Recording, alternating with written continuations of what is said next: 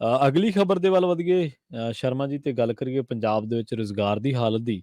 ਸਰਕਾਰ ਬਥੇਰੇ ਨਿਯੁਕਤੀ ਪੱਤਰ ਵੰਡਦੀ ਹੈ। ਮਾਨ ਸਾਹਿਬ ਵੀ ਕਹਿੰਦੇ ਨੇ ਇੰਨੇ ਹਜ਼ਾਰ ਲੋਕਾਂ ਨੂੰ ਰੁਜ਼ਗਾਰ ਦੇਤਾ, ਆਹ ਕਰਤਾ, ਪਰ ਫੌਜ ਵੀ ਬੇਰੁਜ਼ਗਾਰਾਂ ਦੀ ਬੜੀ ਵੱਡੀ ਹੈ, ਗਿਣਤੀ ਬਹੁਤ ਵੱਡੀ ਹੈ। ਇੱਕ ਸਰਵੇ ਦੇ ਮੁਤਾਬਕ ਪੰਜਾਬ ਦੇ 37% ਨੌਜਵਾਨ ਇਹੋ ਜਿਹੇ ਆ ਜਿਹੜੇ ਪੜ੍ਹੇ ਲਿਖੇ ਆ, ਪੜ੍ਹੇ ਲਿਖੇ ਵਿਹਲੇ ਵੀ ਹੈ।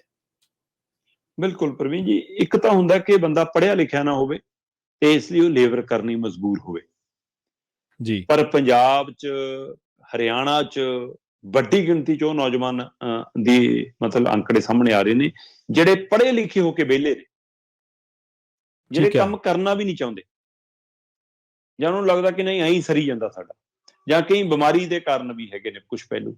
ਸੋ ਇਹ ਇੱਕ ਬਕਾਇਦਾ ਸਰਵੇ ਹੈ, ਕੇਂਦਰ ਸਰਕਾਰ ਦਾ ਸਰਵੇ ਹੈ, ਔਰ ਉਹ ਸਰਵੇ ਦੇ ਵਿੱਚ ਦੇਸ਼ ਦੀ ਔਸਤ 33% ਆਈ ਹੈ ਜੀ। ਇਸ ਮੌਕੇ ਦੇਸ਼ ਦੀ ਜਿਹੜੀ ਉਮਰ ਹੈ ਪ੍ਰਵੀਨ ਜੀ, ਉਹ 29 ਵਰ੍ਹਿਆਂ ਦੀ ਹੈ। ਠੀਕ ਹੈ। ਦੇਸ਼ ਸਭ ਤੋਂ ਨੌਜਵਾਨ ਮੁਲਕਾਂ ਦੇ ਵਿੱਚੋਂ ਇੱਕ ਹੈ। ਭਾਰਤ ਦੇ ਵਿੱਚ ਭਾਰਤੀ ਨਾਗਰਿਕਾਂ ਦੀ ਔਸਤ ਉਮਰ 29 ਸਾਲ ਨਿਕਲ ਰਹੀ ਹੈ। ਇਹ ਤੋਂ ਵੱਧ ਨੌਜਵਾਨ ਨਹੀਂ ਹੋਰ ਕੀ ਹੋ ਸਕਦੀ ਹੈ। ਜੀ ਜੀ ਜੀ। ਤੇ ਫਿਰ ਤਾਂ ਬੱਲੇ ਬੱਲੇ ਹੋ ਜਾਵੇ, ਜੇ ਔਸਤ ਉਮਰ ਇੰਨੀ ਹੈ ਤਾਂ ਦੱਬ ਕੇ ਕੰਮ ਹੋਵੇ, 8 ਦੀ ਬਜਾਏ 12-12 ਘੰਟੇ ਕੰਮ ਹੋ ਰਿਹਾ ਹੋਵੇ ਤਾਂ ਦੇਸ਼ ਤਾਂ ਕਿੱਥੇ ਜਾਵੇ। ਪਰ 29 ਸਾਲ ਦੀ ਔਸਤ ਉਮਰ ਵਾਲੇ ਦੇਸ਼ ਦੇ ਵਿੱਚ 33% ਲੋਕ ਉਹ ਨੇ ਜਿਨ੍ਹਾਂ ਦੀ ਉਮਰ 15 ਤੋਂ 29 ਸਾਲ ਹੈ ਜੀ। ਹੁਣ ਇਹਦੇ ਵਿੱਚ ਵੱਧ ਉਮਰ ਵਾਲੇ ਲਏ ਵੀ ਨਹੀਂ, 30 ਸਾਲ ਵਾਲਾ ਵੀ ਨਹੀਂ ਲਿਆ।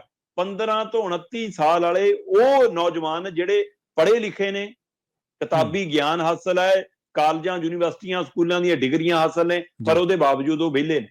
ਠੀਕ ਹੈ। ਉਹਦੇ ਬਾਵਜੂਦ ਉਹ ਕੰਮ ਨਹੀਂ ਕਰਦੇ ਕੋਈ ਜੀ। ਤੇ ਦੇਸ਼ ਦੀ ਔਸਤ 33% ਹੈ, ਪੰਜਾਬ ਦੀ ਔਸਤ 37% ਹੈ। ਠੀਕ ਹੈ। ਅਸੀਂ ਬੇਰੁਜ਼ਗਾਰੀ ਦਰ ਝਾਤ ਮਾਰ ਲਓ, ਉਹ ਚ ਵੀ ਦੇਸ਼ ਦੀ ਔਸਤ ਨਾਲੋਂ ਵੱਧ ਆ। ਬਿਲਕੁਲ। ਕਰਜ਼ੇ 'ਚ ਝਾਤ ਮਾਰ ਲਓ, ਅਸੀਂ ਦੇਸ਼ ਦੀ ਔਸਤ ਨਾਲੋਂ ਕਰਜ਼ੇ 'ਚ ਵੀ ਵੱਧ ਆ, ਸੂਬੇ ਦੀ ਵੀ ਤੇ ਨਿੱਜੀ ਵੀ। ਤੇ ਇਸੇ ਤਰ੍ਹਾਂ ਹੁਣ ਆ ਪੜ੍ਹੇ ਲਿਖੇ ਵਿਹਲਿਆਂ ਦੇ ਵਿੱਚ ਵੀ ਪੰਜਾਬ 36.5%, ਦੇਸ਼ ਹੈਗਾ 32.9% ਜੀ, ਲਗਭਗ 33, ਤੇ ਪੰਜਾਬ ਹੈਗਾ ਲਗਭਗ 36.5%। ਹਰਿਆਣਾ ਸਭ ਤੋਂ ਪਿੱਛੇ 33.4 ਹੈ ਜੀ। ਅਸੀਂ ਮਤਲਬ ਕਿ ਦੇਸ਼ ਦੇ ਇਹਨਾਂ ਬਿਹਾਰ ਦੇ ਬਰਾਬਰ ਹੈ। ਬਿਹਾਰ ਦੇ ਵਿੱਚ ਵੀ 36.5% ਹੈ ਜੀ, ਤੇ ਅਸੀਂ ਵੀ 36.5%। ਵੈਸੇ ਤਾਂ ਪ੍ਰਵੀਨ ਜੀ, ਜੇਕਰ ਮੈਂ ਗੱਲ ਕਰਾਂ ਪੜ੍ਹਾਈ, ਨੌਕਰੀ, ਟ੍ਰੇਨਿੰਗ ਕਰਨ ਵਾਲੇ ਜੇਕਰ ਸਭ ਤੋਂ ਜ਼ਿਆਦਾ ਕਿਤੇ ਵਿਹਲੇ ਨੇ ਤਾਂ ਉਹ ਲਕਸ਼ਦੀਪ ਹੈ, ਜਿੱਥੇ 54% ਨੌਜਵਾਨ ਵਿਹਲਾ ਹੈ, 15 ਤੋਂ ਲੈ ਕੇ 29 ਸਾਲ ਵਾਲਾ। ਠੀਕ ਹੈ। ਅੱਛਾ। ਪਰ ਉੱਥੇ ਅਰੁਣਾਚਲ ਪ੍ਰਦੇਸ਼ ਵੀ ਹੈਗਾ।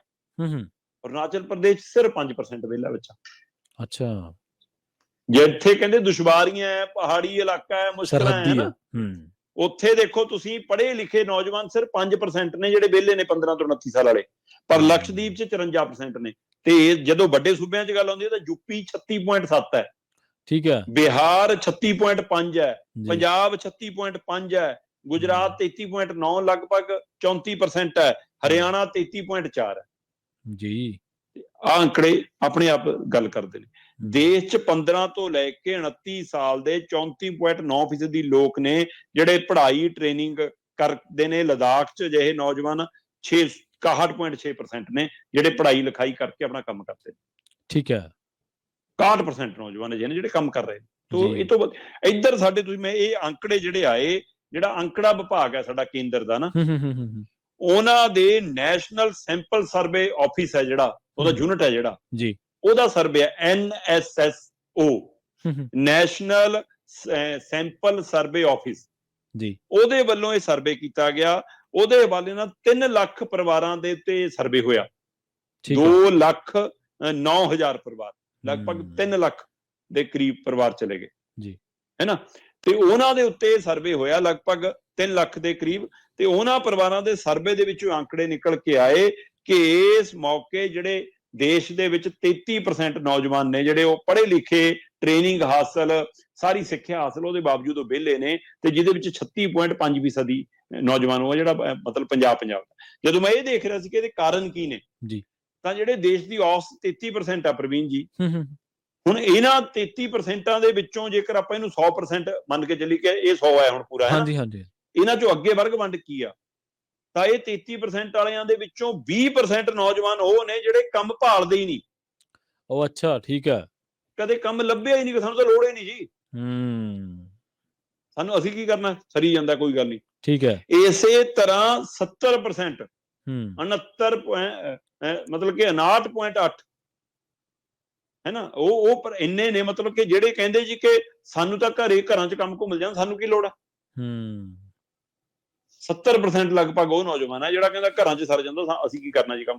ਹੁਣ 70% ਉਹ ਹੋ ਗਏ, 20% ਉਹ ਜਿਹੜੇ ਬਿਲਕੁਲ ਹੀ ਨਹੀਂ ਕੋਈ ਕੰਮ ਲੱਭ ਕੇ ਰਾਜੀ, ਤਾਂ 90% ਤਾਂ ਇਹਨਾਂ 'ਚ ਉਹੀ ਹੋ ਗਏ 33 'ਚ। ਤੇ 1.5% ਨੌਜਵਾਨ ਇਹਨਾਂ 'ਚ ਉਹ ਹੈ ਜਿਹੜਾ ਕਹਿੰਦਾ ਜੀ ਸਾਡੀ ਸਿਹਤ ਨਹੀਂ ਠੀਕ ਰਹਿੰਦੀ ਜੀ, ਅਸੀਂ ਕੀ ਕਰਨਾ ਜੀ।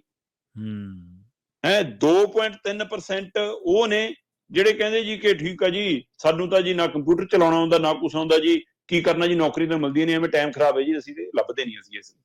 ਠੀਕ ਹੈ।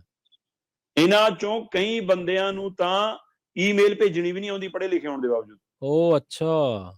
ਕਈਆਂ ਨੂੰ ਕਾਪੀ ਪੇਸਟ ਨਹੀਂ ਕਰਨਾ ਆਉਂਦਾ ਜੀ। ਤੇ ਇਹ ਸਥਿਤੀ ਦੇ ਵਿੱਚੋਂ ਮਤਲਬ ਇੱਥੇ ਹਿਸਾਬ ਲਾ ਲਓ, ਫਿਰ ਇਹਦਾ ਮਤਲਬ ਦੇਸ਼ ਦੇ ਕੋਲ ਕਿਹੜੀਆਂ ਯੋਜਨਾਵਾਂ, ਸਰਕਾਰਾਂ ਕੋਲ ਕਿਹੜੀਆਂ ਯੋਜਨਾਵਾਂ, ਕਿੱਥੇ ਰੁਜ਼ਗਾਰ।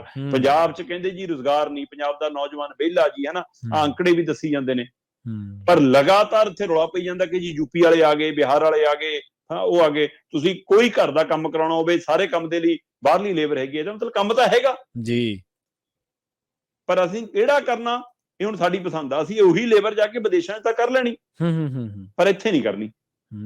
ਤੇ ਇੱਥੇ ਪੁੱਛ ਕੇ ਦੇਖੋ ਕਿਸੇ ਨਿਆਣੇ ਨੂੰ ਕੀ ਕਰਨਾ, ਬਾਜੀ ਆਈਲੈਟਸ ਕਰਦੀ ਹੈ ਜੀ।